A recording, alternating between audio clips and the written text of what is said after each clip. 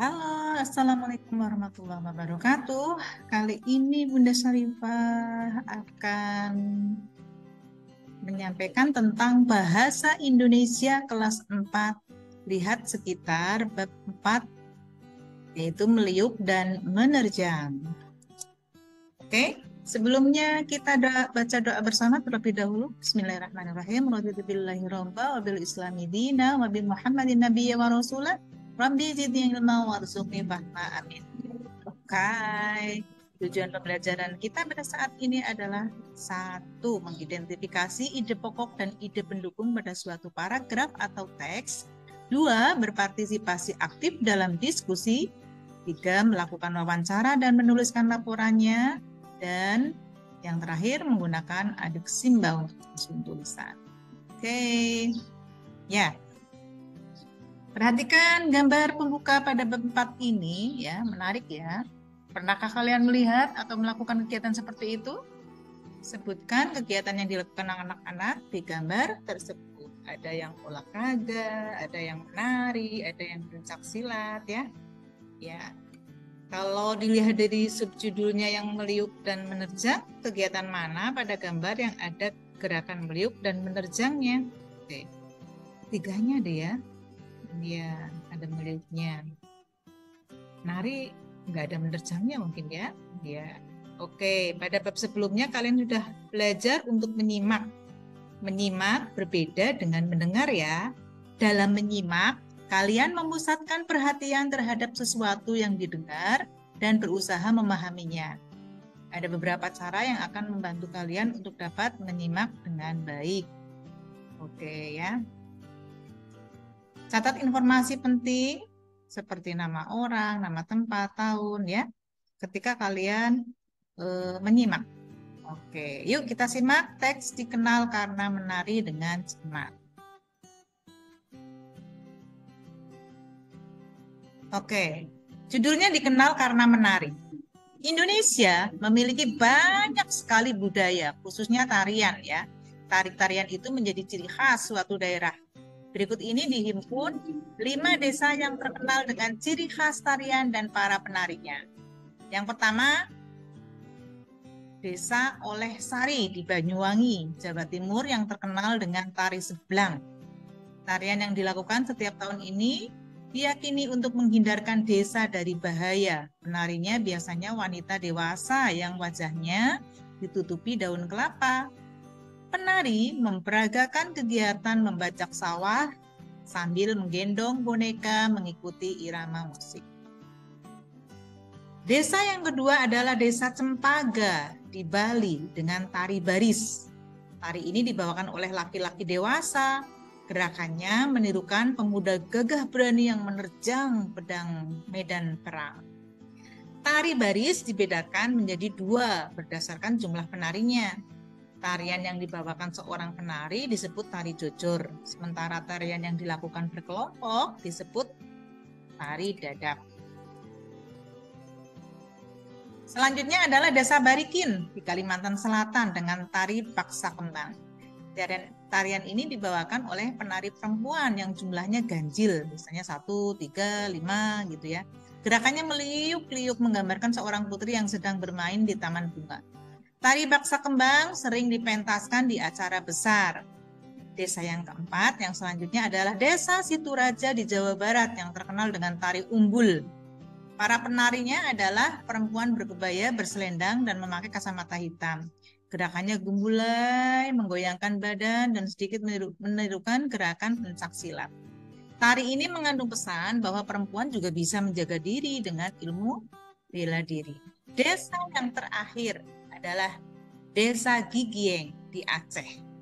Dengan tari sedati, fungsi tarian ini bukan hanya sebagai pertunjukan hiburan untuk rakyat, melainkan juga sebagai sarana dakwah untuk mengembangkan ajaran agama Islam. Tari sedati dibawakan oleh 8 pemuda. Gerakan yang dibawakan menggambarkan seorang syekh bersama para pembantunya. Oke, sudah menyimak tadi? Oke, kalau sudah tentunya bisa menjawab pertanyaan-pertanyaan berikut ini ya. Oke, tuliskan jawabannya di buku tulis kalian. Nomor 1, Sebutkan nama-nama desa yang diceritakan di atas dan nama tarian masing-masing. Jadi nama desanya dan nama tariannya. Oke, kata kuncinya itu. Yang kedua, berapakah jumlah penari pada tari sedati? Ya. Tari apakah yang menggambarkan seorang putri di taman bunga? Tadi. Yang selanjutnya yang nomor 4, apakah nama tari yang gerakannya seperti ada gerakan silatnya di Jawa Barat? Ya. Yang kelima, ada tarian yang dilakukan untuk tujuan tertentu. Sebutkan nama dan tujuannya. Nama tariannya apa, terus tujuannya untuk apa? Seperti itu. Selanjutnya, sekarang bukalah buku kalian ya, periksa jawaban kalian. Apakah ada jawaban kalian yang tidak tepat? Makin sering kalian berlatih, kalian akan makin mahir memahami informasi dari teks yang dibacakan. Jangan lupa cari kata-kata yang belum kalian ketahui. Masukkan dalam kamus kartu kalian. Contohnya tadi tari. Apa sih itu tari? Tari itu adalah gerakan badan, tangan, dan sebagainya ya, yang berirama. Biasanya diiringi bunyi-bunyi, musik, gamelan, dan sebagainya. Kalau memperagakan artinya memamerkan ya. Ya, entah itu yang dipamerkan itu baju, topi, sepatu, mungkin gerakan juga ya. Nah, kalau menerjang itu sama dengan menendang, ya, menyepak. Menyerang sama dengan menyerbu, ya. Itu. Oke. Selanjutnya, ide pokok dan ide pendukung. Di kelas 3 sudah disinggung ya dulu ya tentang ide pokok ya. Mari kita ulang sedikit ya. Ide pokok itu apa? Ide pokok adalah hal utama yang ingin disampaikan. Karena itu, ide pokok juga disebut gagasan utama atau pikiran utama. Ada ide pokok paragraf, ada ide pokok tulisan. Ide pokok suatu paragraf biasanya dapat kita baca di dalam salah satu kalimat di paragraf tersebut. Sementara, ide pokok suatu teks utuh biasanya tidak tertulis begitu saja. Karena itu, untuk memahami ide pokok teks utuh, kita harus membaca semua paragraf dengan melihat hubungan ide pokok satu paragraf dengan paragraf lainnya dalam suatu tulisan. Kita bisa mengetahui ide pokok tulisan tersebut. Ide pendukung atau gagasan pendukung adalah informasi tambahan yang menjelaskan ide pokok. Karena itu, ide pendukung sering pula disebut sebagai ide penjelas. Gitu ya. Oke, coba sekarang kalian baca kembali teks Dikenal Karena Menari, kemudian temukan ide pokok dari ide dan ide pendukung setiap paragrafnya ya. Tuliskan di buku kalian nih, tuliskan pula ide pokok dari teks Dikenal Karena Menari. Oke ya. Kalian dapat membuatnya seperti ini. Misal, tulis saja paragraf 1, ide pokoknya titik 2 apa gitu ya. Debut ini dihimpun 5 desa yang terkenal dengan ciri khas tarian dan para penarinya. Kan intinya itu di situ. Pokoknya di situ. Nah, yang lainnya itu yang dijadikan sebagai ide pendukung. Indonesia memiliki banyak sekali budaya. Ini kan secara umum dulu, sebelum ke khususnya, intinya seperti itu. Tari-tarian itu menjadi ciri khas suatu daerah. Ya, itu ide pendukungnya. Paragraf yang kedua, ide pokoknya apa? Terus ide pendukungnya apa, dan seterusnya, gitu ya. Gampang ya? Oke. Tari-tarian di seluruh Indonesia itu ada banyak sekali ragamnya ya. Maka kita harus bersyukur karena mempunyai kekayaan keragaman tarian Nusantara. Dan kita harus saling menghormati. Oh, di sana itu tariannya seperti itu ya. Itulah hasil budaya mereka.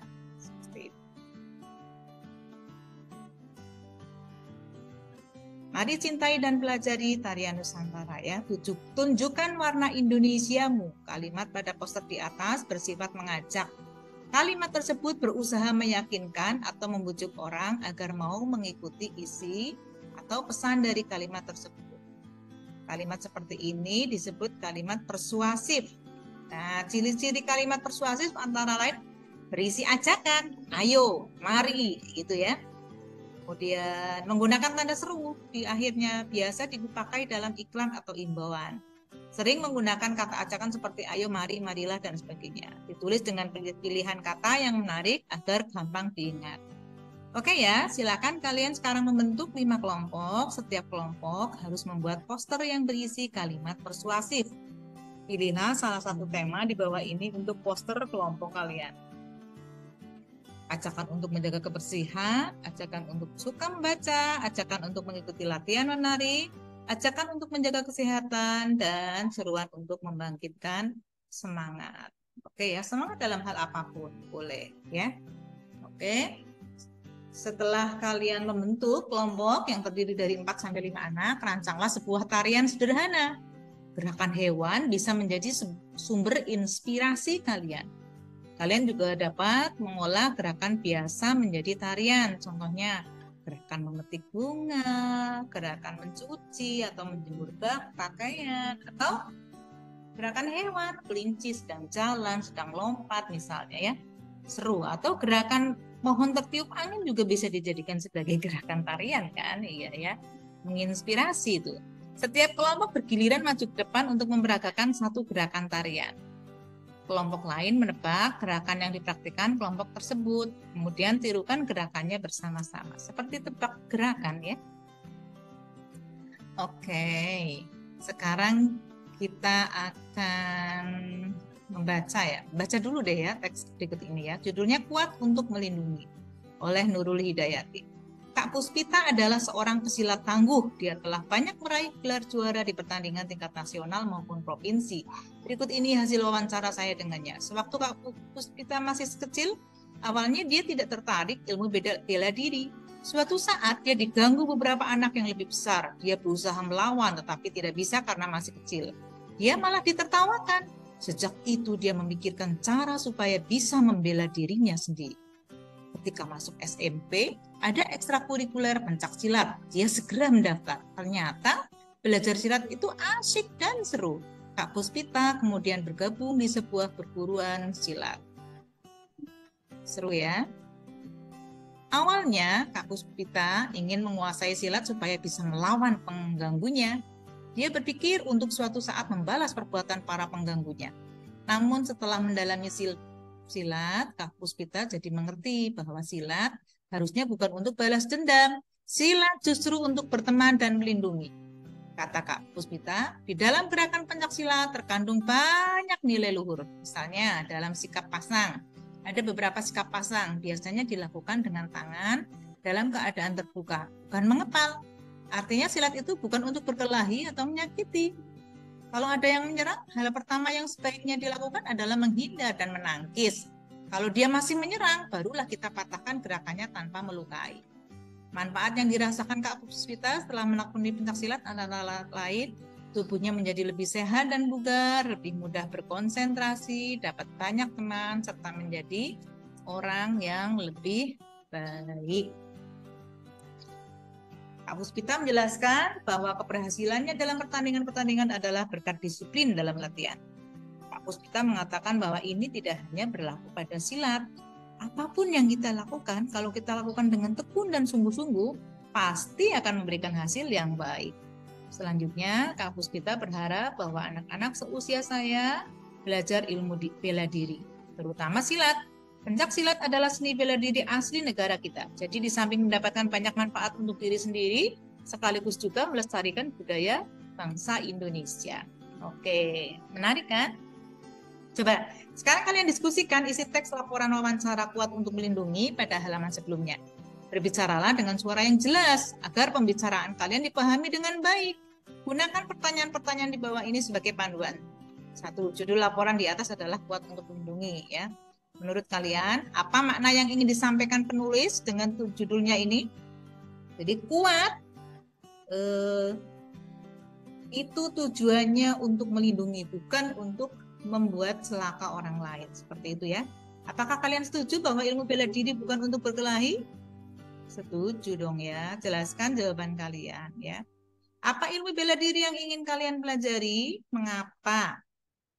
Karena ilmu bela diri itu banyak sekali ragamnya di Indonesia ya.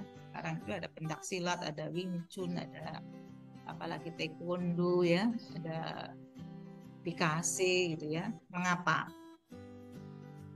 Kira-kira apa saja daftar pertanyaan yang diajukan oleh Nurul? Nah, tadi dilihat dari jawaban dari Kak Puspitab itu berarti kira-kira pertanyaannya apa ya? Gitu kan ya.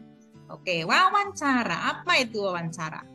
Wawancara adalah kegiatan tanya jawab antara dua orang atau lebih dengan tujuan mencari informasi tertentu. Pewawancara adalah orang yang mewawancarai atau mengajukan pertanyaan. Narasumber adalah orang yang diwawancarai, yang menjawab pertanyaan. Untuk dapat mewawancarai dengan baik, kalian harus berlatih. Berikut ini hal-hal yang harus kalian persiapkan. Jadi ada langkah-langkah persiapan. Itu buat janji bertemu dengan narasumber, siapkan daftar pertanyaan, siapkan alat tulis untuk mencatat atau alat perekam, siapkan kamera ya jika ada ya. Kemudian agar kamunya siap dan percaya diri, pelajari semua tentang narasumber. Kuasai daftar pertanyaan wawancara. Kemudian berlatih mengajukan pertanyaan sebelum wawancara. Bicara sendiri saja di depan cermin misalnya ya, untuk mengetes. Kemudian yang selanjutnya informasi yang perlu dicatat, jawaban sesuai daftar pertanyaan ya, jawabannya harus dicatat biar tidak lupa. Kemudian identitas narasumber, kemudian tanggal wawancara diadakan. Itu saja sih ya persiapannya ya. Oke, selanjutnya sikap saat wawancara. Harus sopan dan menghormati narasumber, menyapa dengan sapaan yang sesuai, misalnya Bapak, Ibu, Kakak, dan lainnya. Berbicara dengan tenang, berbahasa Indonesia yang baik, singkat, dan jelas. Kemudian cara berbicaranya, nada suaranya juga tidak boleh terlalu keras, tetapi juga tidak terlalu pelan, pas. Jadi gunakan intonasi yang sopan. Yang ketiga, ucapkan pertanyaan dengan jelas. Oke. Selanjutnya yang ketiga, bahasa tubuh dan penampilan. Berdirilah atau duduklah dengan tegak. Tataplah narasumber saat berbicara, jangan menunduk terus. Tatap mata narasumber secara wajar. Gunakan gerakan tangan untuk menegaskan sesuatu. Berpakaianlah dengan sopan dan rapi. Oke. Untuk isi laporan hasil wawancara, nanti ada informasi nama narasumber, nama wawancara, tanggal wawancara, foto, itu juga jika ada ya. Ya, otomatis yang terakhir adalah jawaban narasumber atas daftar pertanyaan yang dituturkan ulang oleh pewawancara melalui tulisan. Oke? Yuk, lakukan wawancara dengan orang di sekitar kalian yang ingin kalian ketahui pengalamannya. Kalian boleh menjadikan petugas pos, teman yang pernah memenangi lomba membaca puisi, atau seorang kakak yang jago berenang sebagai narasumber. Ya, dulu pas di kelas 3 kita pernah ya wawancara pedagang ya, yang ada yang jualan di sekolahnya kita. Nah, ini sekarang meluas lagi. Ikuti langkah-langkah persiapan wawancara ya, persiapkan daftar pertanyaannya seperti di bawah ini. Setelah kalian melakukan wawancara, tuliskan hasilnya berupa laporan wawancara ya. Kalian bisa ini perkenalannya misalnya, Assalamualaikum gitu. Nama saya Zamir misalnya. Saya bersekolah di MIA Bagi Uripan Kidul kelas 4. Saya ingin mewawancarai Bapak atau Ibu, siapa sebutkan namanya, tentang apa gitu ya. Karena apa? Kenapa kamu ngambil itu untuk dibicarakan? Misalnya tentang apa ini? Kejuaraan yang baru diraih oleh kakak misalnya. Renang. Renang untuk bisa diambil pelajarannya bagaimana biar bisa kiat suksesnya bisa sampai juara renang misalnya seperti itu ya. Ya. Oke, jadi di tulisan kalian ya itu di bawah pertanyaan itu dikasih kosong untuk menulis untuk tempat jawaban dari narasumber. Ya. Dan seterusnya sampai sesuai semua daftar pertanyaan kalian disampaikan. Kemudian yang terakhir mungkin ya, wah menarik untuk mengetahui apa ya hal ini. Terima kasih atas waktu dan kesediaan Bapak untuk diwawancarai misalnya. Semoga bisa bermanfaat bagi kita semua. Selamat pagi, atau selamat siang, sore, assalamualaikum gitu ya. Oke, seperti itu kira-kira kisi-kisinya kurang lebihnya atau panduan untuk melakukan wawancara ya. Kemudian ini ada sebuah teks yang bagus sekali, judulnya Tepuk Bulu. Indonesia masih merajai dunia olahraga bulu tangkis. Pada setiap generasi selalu ada pemain bulu tangkis Indonesia yang menorehkan prestasi. Dunia mengingat Indonesia pernah meraih sepasang medali emas di Olimpiade 1992. Bulu tangkis yang juga disebut badminton termasuk olahraga populer di dunia. Bulu tangkis tumbuh dan berkembang pesat dari hari ke hari. Buktinya, sekarang banyak negara yang menunjukkan peningkatan prestasi. Padahal sebelumnya bulu tangkis didominasi oleh Tiongkok, Indonesia, Malaysia, Korea Selatan, dan Denmark. Bulu tangkis sendiri adalah cabang olahraga yang berusia sangat lama. Dulunya alat untuk bermain bulu tangkis menggunakan tongkat sederhana sebagai raketnya dan buntalan wol sebagai bolanya. Lama-lama permainan bulu tangkis dikenal banyak orang.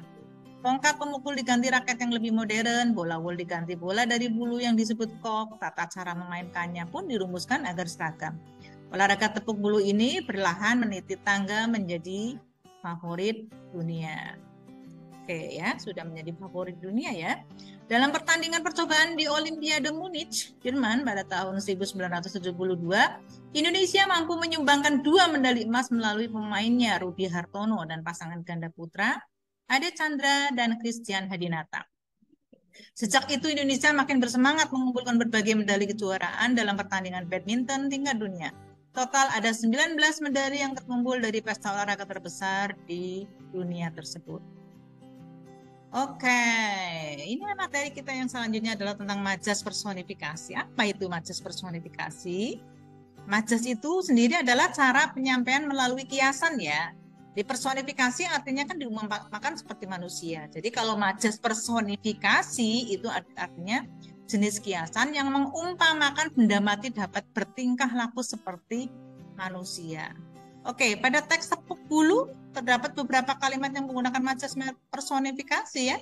Dapatkah kalian menemukannya? Oke, salin di buku tulis kalian. Contohnya nih yang menggunakan majas personifikasi. Badminton tumbuh dan berkembang pesat dari hari ke hari. Seolah-olah badminton itu seperti manusia yang bisa bertumbuh dan berkembang. Seperti makhluk hidup. Padahal itu kan sebuah kegiatan olahraga gitu kan. Olahraga tepuk bulu ini perlahan meniti tangga. Bisa ya meniti tangga ya, menjadi favorit dunia. Nah ya, meniti tangga. Meniti tangga apa? Perlahan-lahan, sedikit, selangkah demi selangkah, setangga demi setangga menjadi meningkat dan maju, lebih maju lagi. Oke, gitu ya. Oke, untuk latihan kali ini kalian perlu bekerja sama ya dengan pasangan kalian ya. Perhatikan benda-benda di sekitar kalian, misalnya pensil, sepatu, sapu, pohon, daun, matahari, dan sebagainya. Bayangkan benda itu dapat bertingkah laku seperti manusia. Sesuaikan dengan keadaannya saat ini. Misalnya kalian nih melihat teman kalian menulis dengan pensil. Pensil itu bergerak di atas kertas. Kalian bisa membuat sebuah kalimat, majas personifikasinya. Pensil Dita menari-nari di atas kertas dan bercerita tentang liburan sekolah. Seperti itu ya misalnya. Atau contoh nih, kalian dapat menuliskan majas personifikasi yang sudah kalian temukan di selembar kertas. Lalu buatlah hiasan dan gambar yang sesuai. Misalnya nih ya, matahari pun tersenyum kalau melihat aku berangkat sekolah misalnya. Seperti itu ya. Iya. Bunga matahari tertiup menari-nari ketika tertiup angin ya. Tempelkan dan pasanglah hasil karya kalian pada papan pajangan di kelas. Oke, bikin ya. Buat sebagus mungkin, secantik mungkin. Pengalaman menonton bulu tangkis. Buatlah karangan sebanyak 3 paragraf tentang pengalaman menonton bulu tangkis. Tulislah di buku kalian. Jika kalian belum pernah menonton permainan bulu tangkis, kalian boleh menulis pengalaman menonton olahraga lain. Untuk memandu kalian, jawablah pertanyaan dengan semua kata tanya. Apa, siapa, di mana, kapan, mengapa, dan bagaimana. Contohnya seperti di bawah ini ya. Apa? Apa itu digunakan untuk menyebutkan kegiatan yang akan kalian ceritakan, yaitu pengalaman menonton bulu tangkis misalnya. Siapa? Nah, kalian dapat menjelaskan siapa pemainnya yang sedang main saat itu. Nah, atau siapa kalian menonton itu dengan siapa misalnya bisa begitu. Di mana kalian menonton atau di mana tempat pertandingan yang kalian tonton ya, tempat pertandingan bulu tangkisnya itu di mana gitu ya, atau kapan waktu kalian menonton atau kapan waktu kejadian pertandingan bulu tangkis itu dilakukan, mengapa, jelaskan ya dalam rangka apa kegiatan tersebut. Misalnya nih pertandingan antar sekolah, lomba 17-an, kejuaraan dunia, atau latihan saja. Oke, yang keenam, bagaimana? Kalian dapat menjelaskan jalannya permainan bulu tangkis tersebut, misalnya seru, menarik, atau malah menegangkan. Kalian juga dapat menceritakan perasaan kalian saat itu. Ingatlah untuk memeriksa kalimat, ejaan, dan tanda baca dalam karangan sebelum kalian kumpulkan. Oke? Pemakaian huruf kapital, yang betul yang seperti apa, gitu ya. Oke, selanjutnya bacalah buku, majalah, koran, artikel di internet, atau sumber lain yang menceritakan tentang tarian, bela diri, badminton, atau olahraga lain. Contoh buku yang dapat kalian baca, Ayo Berlatih Silat, karya Ahmad Fuadi dan Ella Elviana. Buku ini dapat kalian baca di perpustakaan digital Ibusnas atau Literasi Cloud. Topeng Dadak Merak, ini karyanya Ruwi Meita dan Riri Adams. Ini juga dapat kalian baca ya di Literasi Cloud. Atau Ketika Gilang Ingin Seperti Kak Sita, karyanya Anik Wijaya dan Melanisi. Buku ini juga dapat kalian baca di Literasi Cloud. Kalian juga boleh membaca buku dengan tema lain yang kalian suka ya. Kalian bisa membacanya sebelum masuk sekolah, sepulang sekolah, atau di rumah. Jangan lupa untuk mengisi jurnal membaca untuk setiap buku atau bacaan lain yang kalian baca. Perhatikan pertanyaan yang harus kalian tulis, yang harus kalian jawab untuk jurnal membaca kali ini. Ini jurnal ya, seperti biasa ya. Kalian tuliskan judul bukunya atau nama koran, majalah, laman internet, nama penulisnya siapa, nama ilustratornya siapa, jika ada ya. Bercerita tentang apa sih buku itu? Nah, gitu ya. Terus setelah membaca buku ini, aku ingin belajar apa? Karena apa? Oke, seru ya bab kali ini ya. Oke, kalian centang untuk pengalaman-pengalaman yang sudah kalian kuasai, dan jika yang masih kalian merasa perlu belajar, kalian bisa menanyakan kepada guru kalian. Oke, sekian untuk pertemuan hari ini. Kita tutup bersama dengan doa kafaratul majlis bersama. Bismillahirrahmanirrahim. Subhanakallahumma wa bihamdika asyhadu an la ilaha illa anta astaghfiruka wa atubu ilaik. Oke, mampir di channelnya Bunda Syarifah di Sang Dendelion Pendidikan. Oke, sekian, sampai jumpa. Assalamualaikum warahmatullahi wabarakatuh.